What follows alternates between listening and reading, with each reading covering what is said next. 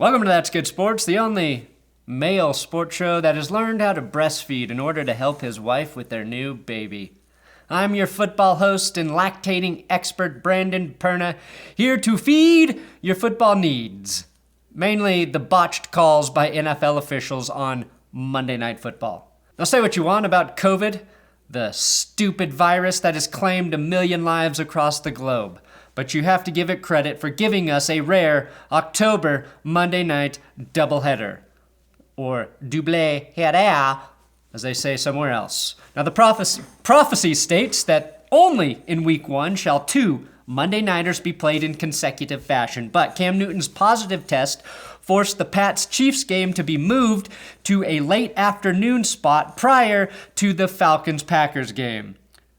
Technically, 4 MVP quarterbacks facing off against one another, even if Cam is watching from seclusion surrounded only by his wardrobe. Today, I will give you the best and worst from Monday Night Football, and my takeaway is about the guy we predicted to win MVP before the season started, Aaron Rodgers. I sometimes laugh when people talk about, down years for me, because a lot of times down years for me are career years for most quarterbacks.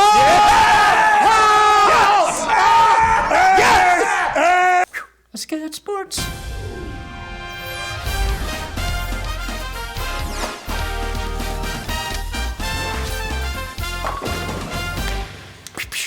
Please subscribe to this YouTube channel. I would love the honor, the great honor of being inside of your YouTube feed. For football news and comedic updates, that's what this channel is. I do have big dick Patreon shoutouts for new patrons. A $102 yearly sign up from I will take 60-year-old Elway over 28-year-old Bortles. Shout out Titan Upload on YouTube. Lyndon Baines Johnson. Pinche Mapache. Rippin' Tear. Paul B. Andreas Dillon. Frank McMahon, and Logan Small with a big increase to $25. Patreon.com/ThatsGoodSports. That's how you support this channel. You get, for all $5 patrons, an exclusive Patreon-only episode every week during the season. And yeah, we're trying to make it worth it. The Chiefs did beat the Patriots 26-10, which looks like a blowout score. That is not what occurred. Bill Belichick coached his little arse off and was down only 3 at halftime, and had his team in a position to win right before the fourth quarter, before he was ultimately betrayed by Julian Edelman, presumably still pissed at Bill for not getting along with his best friend Tom Brady. It's unfortunate that Cam Newton did not play in this game, because if he did, I think the Patriots win. Or at the very least, it comes down to whoever has the ball last. And the last time the Patriots scored fewer than 10 points was September of 2009, when a Rex Ryan coached Jets team beat them 16-9. Which makes me think in 10 years, when the Chiefs have to play a game without Patrick Mahomes due to pandemic number 2, we will bring up a similar stat for them, as this game was really a passing of the torch to the AFC team that will be the thorn in my side every football season for the foreseeable future. Which was most evident with our first worst, as Patrick Mahomes has replaced Tom Brady as the number 1 quarterback who owns the title. The refs are going to give me all the calls to help me win games every single week.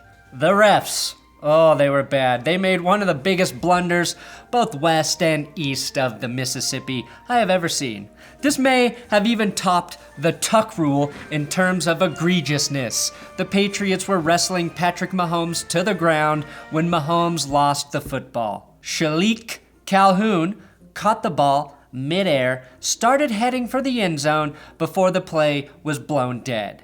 Before we even knew what happened, the smartly coached Chiefs had punted the ball into the end zone. It turns out the refs blew the play dead very late because they had ruled Mahomes down. The only thing the officials should blow dead are about 500 million sperm cells when they have their Patrick Mahomes wet dreams at night. The only controversy on this play should have been whether to award Calhoun with a fumble recovery or an interception. And oh God, oh no, look at me in 2020. I'm defending the fudge-loving Patriots. Oh my God, how I hate what I have become. A man of honor?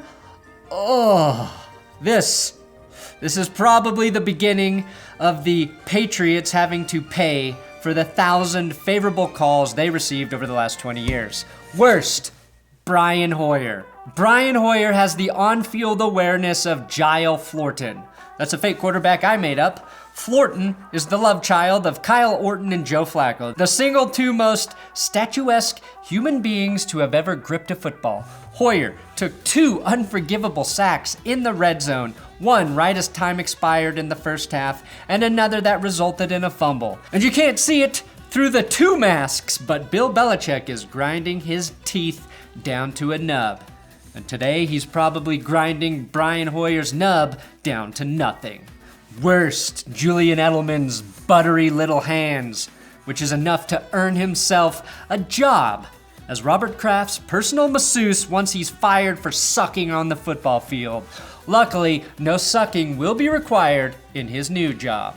This is an all-hands team type gig. Now apparently Edelman had like 5 drops last year, but he did those on purpose, as that was the only way he could get Tom Brady to actually talk to him after a game. That Edelman tipped ball given to the Chiefs was really the dagger that killed the Patriots. Worst, Patrick Mahomes has overtaken Thomas Brady for throwing the easiest touchdown passes of all time. Yes, believe it or not, this touchdown right here counted as a Mahomes touchdown pass. And sure enough, so did this one right here. Wow, look at those passes. Worst, Jared Stidham proved why he didn't start in the first place. Or is that a best? Everyone was begging for Hoyer to get pulled. He finally did. Stidham came in, threw a touchdown pass, and then did absolutely nothing. The fact that they once said he and Cam Newton were battling to become the starter is insanely insulting, not just to Cam, but to all of us who have eyes as well. Now, Brian Hoyer and Jared Stidham are both terrible options at quarterback and combined for 4 total turnovers. Again, Edelman is to blame for 1, but I do take some solace seeing the Patriots play exactly like the Broncos when they were starting Jeff Driscoll. Now moving on to the Packers versus Dan Quinn's former football team, which leads me to an important question. Who do you think gets fired next? Dan Quinn, Adam Gase, or Matt Patricia? Let me know in those stupid comments. The Packers controlled this game from start to finish, and they have the better player you have never heard of. The Falcons' leading receiver in this game was Olamide Zaccheaus, who had 8 catches for 86 yards, while Aaron Rodgers force-fed Robert Tonyan 6 times for 98 yards. Best! Robert Tonyan is the only weapon Aaron Rodgers needs. Down Devontae Adams and Alan Lazard, the Packers turned to Robert Ton of Touchdowns Tonyan. He got in the end zone not once, not twice, but thrice, giving him 5 already on the season. 3 of his 6 receptions counted for 6 points. Packers fans know him, and now hopefully so does the entire football world.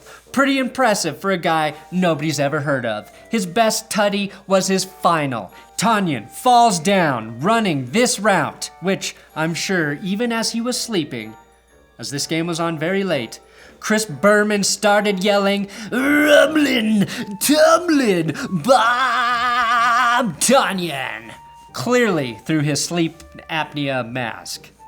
That's a terrible Chris Berman impression. Robert Tonyan pulled off the hat trick, only to reveal a very vicious man bun. Respect. Best. Aaron Rodgers may have passed Russell Wilson in the MVP race. You think you can take your foot off the gas for a second, Russ? Not with pissed off Aaron Rodgers ready to whip touchdown after touchdown to whoever the hell they put out there at wide receiver. Rodgers could win 13 games with the 1996 Packers. Right now. Give him Keith Jackson, Dorsey Levens, and Antonio Freeman at their current age, and he still will get them touchdowns and victories. Beyond Aaron Rodgers effortlessly scoring points against subpar competition, the thing he continues to do well, the thing he may be doing better than he has ever done before, is not put the ball in places where it can be taken away by the opposing team. The opposite of what we saw Brian Hoyer and Julian Edelman and Jared Stidham do in the Patriots game. PFF has stated that Aaron Rodgers has committed 0 turnover-worthy plays. He and Patrick Mahomes both have 0 interceptions on the season, but even Mahomes has been benefiting from a few dropped interceptions. The unsung hero might be the Packers' offensive line, as Rodgers is the least pressured of the big-name quarterbacks who have played in at least 4 games this season. Just 31 pressures on his dropbacks so far this year. Russell Wilson has been the 4th most pressured QB with 60. Joe Burrow is the most pressured quarterback, and even Patrick Mahomes has faced pressure on 53 dropbacks. So, Green Bay's O-line, I see you.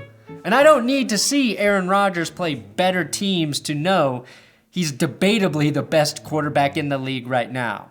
It's him, it's Russ, it's Mahomes, basically interchangeably. What I want to see is the Packers against a good team, which we will get in 2 weeks when Green Bay plays the Bucs. Because right now, they've played subpar competition. Best, we can officially stick a fork in the Falcons. Let Russell Wilson cook and eat them. No more pretending like they're a talented football team that's had a few unlucky breaks. They're just not good enough this season to compete in the NFC. And faced with the best team in the conference right now, they couldn't create enough firepower to keep up with the Packers or even make it a freaking game. Worst, people thinking Jair Alexander absolutely shut down Calvin Ridley in the passing game, instead of realizing Matt Ryan absolutely failed to get Calvin Ridley the ball when he was wide open multiple times in the end zone. 0 fantasy points for Ridley because he caught 0 passes and helped me 0% in my Patreon fantasy league. Best, Zadarius Smith had a big game, 3 sacks, and that was the real reason Matt Ryan was struggling to find open receivers in this game. Smith also led the team in tackles, while Raven Green was the other guy to sack. Maddie, I'm gonna need more ice. Ice. Raven Green should consider changing his first name to Packer or ask to be traded to the Ravens. That's just ridiculous. Smith now has 5 sacks on the season, which ties him for first with Myles Garrett. So, overall, pretty entertaining Monday night doubleheader. Bill O'Brien was fired yesterday, so make sure you check out that video if you haven't already. I do get fully nude, covered by only a cowboy hat, so if that entices you to watch, do it. And thank you for watching another episode of That's Good Sports right here on YouTube. Make sure you subscribe to the channel or watch the Bill O'Brien freaking video.